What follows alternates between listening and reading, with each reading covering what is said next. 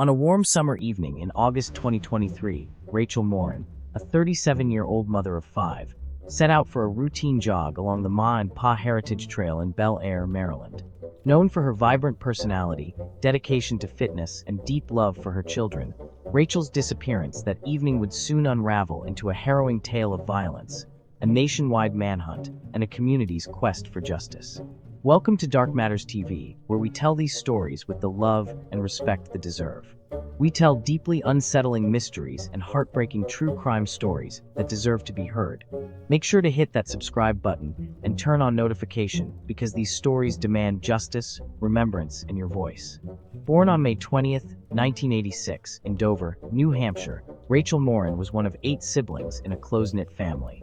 Her parents, Patty and Ronald, raised her alongside her sisters Rebecca and Erin, and brothers Joshua, Nathan, Michael, John, and Josiah. Rachel's upbringing was filled with family gatherings, laughter, and a strong sense of community. In 2009, tragedy struck when Rachel's father passed away. Determined to support her family, Rachel channeled her energy into building a home cleaning business, allowing her the flexibility to be present for her children. She ensured they attended school, felt loved, and never lacked attention. Friends described her as the life of the party, always bringing joy and laughter wherever she went.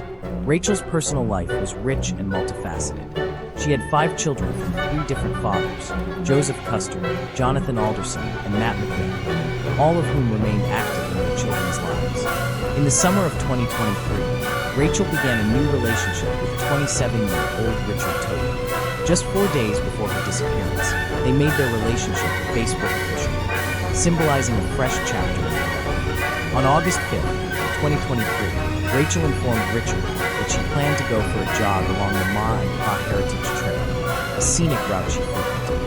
Before hitting the trail, she intended to stop by Target to pick up some groceries. She parked her car near the William Street entrance, a familiar spot for her runs. The sun was still high at 6 p.m., and the air was warm. Rachel had no reason to believe this outing would be any different from her previous runs. However, as hours passed without any word from her, concern began to mount. By 11 p.m., Rachel had been missing for over 5 hours. Richard, growing increasingly anxious, contacted the police at 11:23 p.m. to report her missing. If you're finding this story as gripping as we are, don't forget to hit that subscribe button.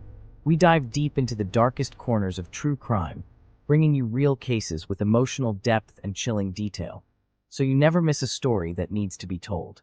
While it's common for police to delay action in adult missing person cases, citing the individual's right to disappear voluntarily, Richard knew Rachel's disappearance was out of character. She was always in touch with her family and friends, and her sudden silence was alarming. Determined not to sit idly by, Richard took matters into his own hands. At 3 a.m., he ventured out into the night to search for Rachel. Driving through the Bel Air area and checking locations Rachel might have visited, he eventually found her car parked near the Independent Brewing Company, just steps away from the trail's entrance. This discovery prompted a more intensive search. By morning, friends, family, and community members had organized volunteer groups to comb through the trail. The Harford County Sheriff's Office also launched an official investigation, recognizing the urgency of the situation. On the morning of August 6th, volunteers Cecilia and Evan decided to search areas off the main path, following deer tracks and less traveled routes. Their unconventional approach led them to a faint splatter tangled in leaves and sticks, which upon closer inspection was blood. Following the trail deeper into the woods, they reached a pair of dark, narrow drainage tunnels. Inside one of the tunnels, lying face down in an inch of water, was the naked, bloodied body of a woman. It was Rachel. Detectives quickly cordoned off the area and began their analysis. Rachel's body showed signs of a violent struggle, with bruising on her arms and wrists. The back of her head was covered in severe wounds, and evidence suggested she had been sexually assaulted before her murder. Nearby, investigators found Rachel's cracked iPhone XR, her AirPods, and her Apple Watch, all of which provided crucial data.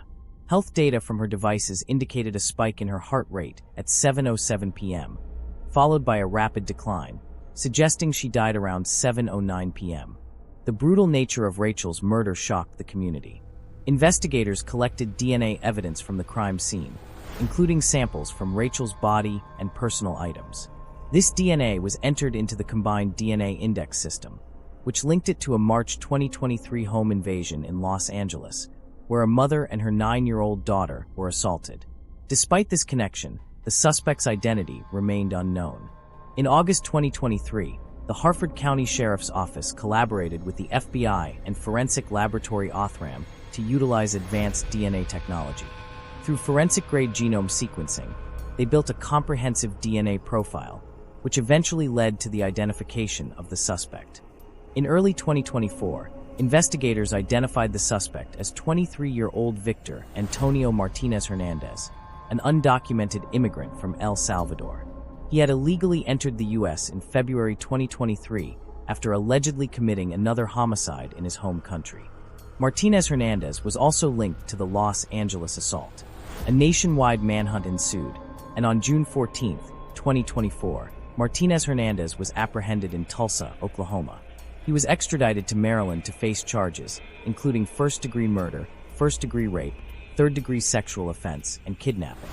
If this case has you holding your breath, you're not alone. We uncover these stories, so we are aware of the darkness that lies in the heart of men. Subscribe now and join us as we search for truth in the woods. Martinez Hernandez's trial began in April 2025. Prosecutors presented overwhelming evidence, including DNA found on Rachel's neck, left wrist, breasts, and Apple Watch. The probability of the DNA belonging to someone other than Martinez Hernandez was 1 in 400 million, effectively eliminating any doubt. .com+2 CBS News. Witnesses testified to seeing Rachel jogging alone on the trail, and later spotting a suspicious man in a gray hoodie lurking in the woods with a shovel. Martinez Hernandez's defense claimed he had never been to Maryland and suggested his DNA was planted, but the jury was unconvinced. After less than an hour of deliberation, the jury found Martinez Hernandez guilty on all counts. He faces life in prison without the possibility of parole. Rachel Morin's murder sent shockwaves through the community and sparked national debate over immigration policies. In the wake of the tragedy, the community rallied together. At the trail where Rachel once found peace on her morning runs, the community held a silent vigil, candles flickering beneath the trees. Each step of the path was marked with flowers and memories, a tribute to a life stolen too soon. Her story serves as a stark reminder of the fragility of life and the importance of justice. Rachel Morin's life was marked by love, resilience, and dedication to her family. Her untimely death is a profound loss to all who knew her. Through the tireless efforts of law enforcement and the community, her killer was brought to justice. May Rachel's memory continue to inspire and her story serve as a beacon for the pursuit of justice. If this case moved you, if you believe in justice for the forgotten and the voiceless, please subscribe to our channel. We bring you real stories like this one. Stories that deserve to be heard, no matter how long it's been, no matter how cold the trail may seem. Hit the like button, turn on notifications, and join us as we continue to seek the truth, one case at a time. Stay woke, stay safe,